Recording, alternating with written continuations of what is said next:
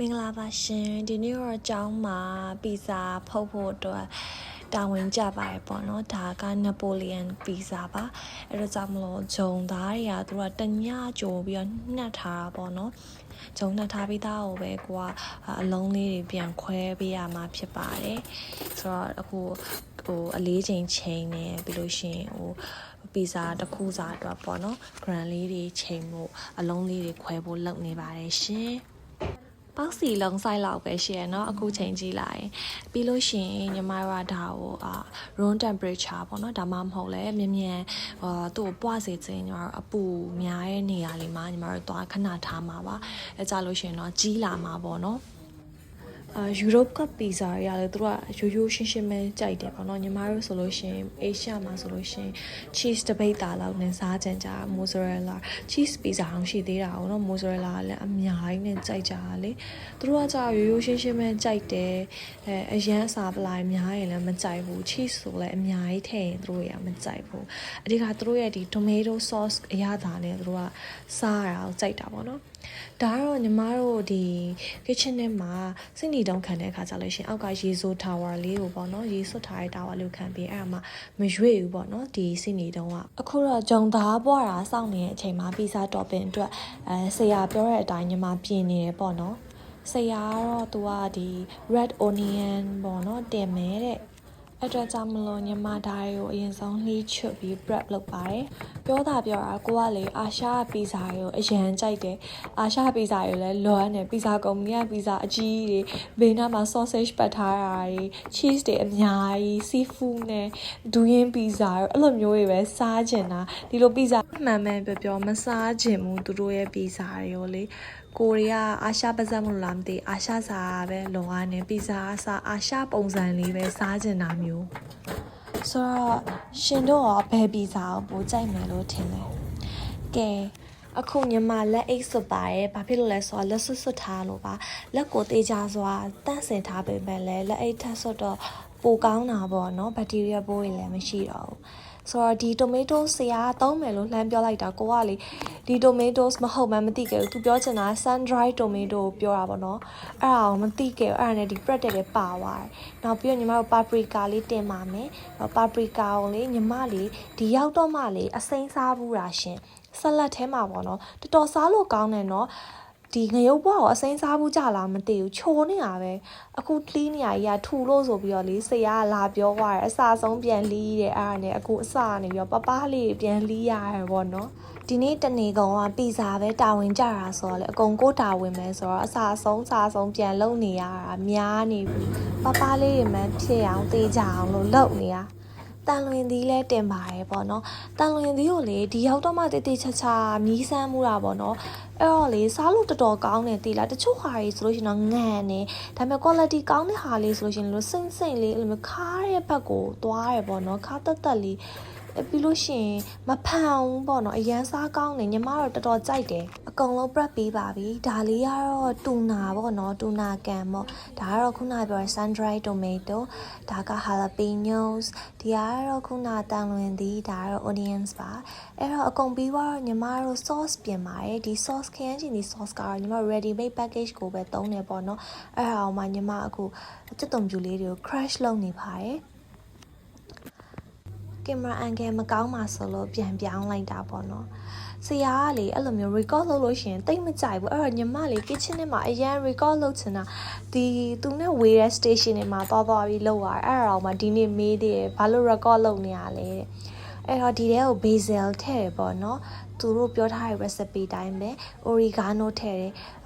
ညီမ granny by chain နေကိုမျက်စိမှန်ပြီးထည့်တာပဲဆရာပြင်ပြီးကြည့်တာပဲဒါကတော့ pesto sauce ပါpesto sauce ကလည်း basil leaf နဲ့လုပ်ထားတာပေါ့နော်ဒါကိုလည်းဒါအီတလီက paste တစ်မျိုးပေါ့နော်သူကလေသူရဲ့အရသာလေးကလည်းလို့ခါတက်လားစိမ့်တက်လားအဲ့လိုမျိုးဘက်ကိုသွားတယ်ပေါ့နော်ညီမတို့တငယ်ချင်းတယောက်ကပြောဘူးကလက်ဖက်နဲ့တောင်ဆင်နေတဲ့ဒါပေမဲ့လည်းညီမကလက်ဖက်ဖန်မို့လို့လက်ဖက်ကိုပဲရွေးချယ်ပါရဲ့เนาะဘယ်နေရာမှာပဲဖြစ်ဒီ pizza sauce ကလေလုံးဝအရန်လွယ်တယ်เนาะtomato paste မရှိလဲကိုပါခရမ်းချင်သေးတွေရှိတာပဲမီးဖို့ပေါ်တင်လိုက် tomato paste ပဲလေเนาะ fresh down ပို့ဖြစ်သေးတယ်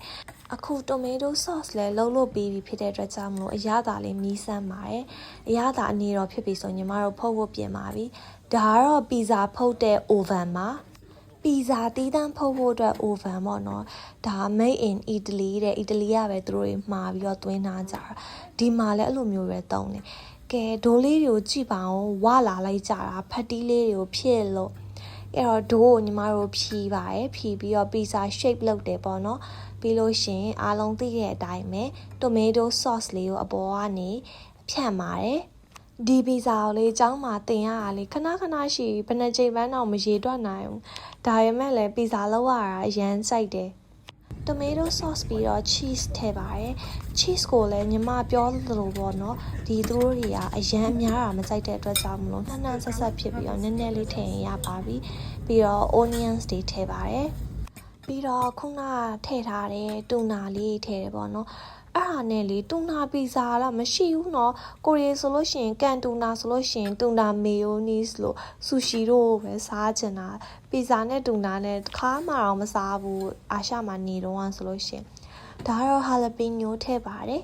ဟာလာပီညိုကလေဆက်လည်းမဆက်ဘူးညီမအတွက်ဆိုလို့ရှိရင်လေသူတို့ကအဲ့တချို့ရေဆိုဆက်တယ်တဲ့ပြီးတော့ sun dry tomato ထည့်တယ်ပေါ့နော်နာမည်ကတော့ fancy ဖြစ်နေတာပါခရမ်းချစ်တီရောအချောက်ခံထားတာအားလုံးပြီးပြီဆိုတော့ပီဇာကိုပေါ့နော်ပီဇာကော်တဲ့ဂေါ်ပြားကြီးနဲ့အဲဂေါ်ပြားကြီးကအကြီးပဲတကယ်လူရိုက်တက်လို့ရတယ်အဲ့ဒါနဲ့ကော်တဲ့နီးစရာဘေးနားနေလာတင်မေးတာပေါ့နော်ဒီဟာမကော်တက်လို့ရှင်လဲပီဇာပြတ်သွားတာပေါ့နော်ဘာလို့ဆိုညီမတို့ပီဇာအောက်ကဂျုံသားပလေးအဲ့ဒါကြောင့်ဖြန့်လိုက်တဲ့ခါကြလို့ရှင်လဲပျော့လေးပေါ့နော်ဟိုအရန်ဟိုမှာထိခိုက်ရှာနာလွယ်တဲ့ဂျုံသားလေးလိုပဲနုနုအေးလေးအဲ့အတွက်ကြောင့်မလို့ဟိုတော်တော်လေးဟိုမှာအပေါ်တင်ယူရခက်တယ်ပေါ့နော်ညီမအတွက်ပါညီမကလည်းဘီဂနာမို့လို့ပေါ့နော်ဒါပေမဲ့လည်းအခုကိုကလုံးနေရကြာပြီဆိုတော့အခုဆိုတစ်ချက်ပဲဒါဆိုကိုတင်လိုက်တာပေါ့နော်ရနေပြီ Don't push it. But good. Jana, good. Wait. You can stretch it. When it's here on the shower, you can stretch it on the real shape. Because otherwise it's going to be like this. Yeah. Okay. ဒီပီဇာအမျိုးအစားကလေမီးပြင်းနဲ့ဖုတ်တာပေါ့နော်ပူချိန်300ဒီဂရီကနေ350ဒီဂရီ Celsius မှာ2မိနစ်3မိနစ်ပဲဖုတ်တာဆိုတော့လေအရန်မြန်နဲ့အမြဲမီးဖို့ကိုလည်းကြည်နေရတယ်ပေါ့နော်ဘာလို့ဆိုညီမတို့ဂျုံသားကိုတိတိချာလှုပ်ထားတာဖြစ်တာ哦ပီဇာကလည်းအကျက်မြန်တဲ့အတွက်လေထွက်လာခြင်းစားလို့ရှင်လေအရန်စားလို့ကောင်းတယ်ဘေးသားလေးတွေကလည်းကျွတ်လေးပေါ့နော်ဒါပေမဲ့အဲ့လိုပီဇာဖုတ်နေချိန်တွေညီမတို့ဟိုဘက်ဒီဘက်တော့ခဏလှည့်ပေးရတယ်ပေါ့နော်ဒါဆရာနဲ့စကားတွေများနေတာပါညီမပီဇာဂေါ်ပြားကြီးကင်လိုက်ပီဇာဖုတ်လိုက်ပီဇာလှုပ်လိုက်နဲ့ကျောင်းကိုတနေ့တာဖြတ်တန်းခဲ့ပါတယ်ဒါပေမဲ့လည်းကိုဝါသနာပါတဲ့အလုံးမှုဖြစ်တဲ့အတွက်ကြောင့်မလို့ fun ဖြစ်ပါရဲ့ရှင်တယောက်တည်းတော့ကွယ်ကျမမှာကုန်းကွာအဲ့ဟာကိုပဲကျမမှာဟိုဘက်လှည့်လိုက်ဒီဘက်လှည့်လိုက်အပူလဲအရန်ပူရပေါ့နော်300ဒီဂရီဆိုတော့လေတအားပူရခေါ်ပြားကြီးကလည်းအကြီးပဲခေါ်ပြားကြီးကိုဟိုဘက်ကင်လိုက်ဒီဘက်ကင်လိုက်နဲ့အလုပ်တွေကိုရှုပ်နေတာပေါ့နော် So this is the last pizza guys okay finally အဲ့ဒါကြောင့်မလို့ရှိသမျှအသားတွေအကုန်လုံးအပေါ်မှာပြစ်တင်မှာတော့မယ်ပီဇာကိုစားတော့ကောင်းတာလေလောက်ရတာလက်ဝင်တယ်လို့ပြောလို့ရတယ်เนาะအဓိကတော့ဂျုံနေနေရတာကိုကဲတေးသေးချာလုပ်နေပါပြီရှင်အားလုံးပဲအဆုံးထိကြည့်ပေးရတဲ့အတွက်ကျေးဇူးတင်ပါတယ်နောက်ထပ်ဗီဒီယိုတွေမှာလည်းပြန်ပြီးတွေ့ကြပါရယ်เนาะ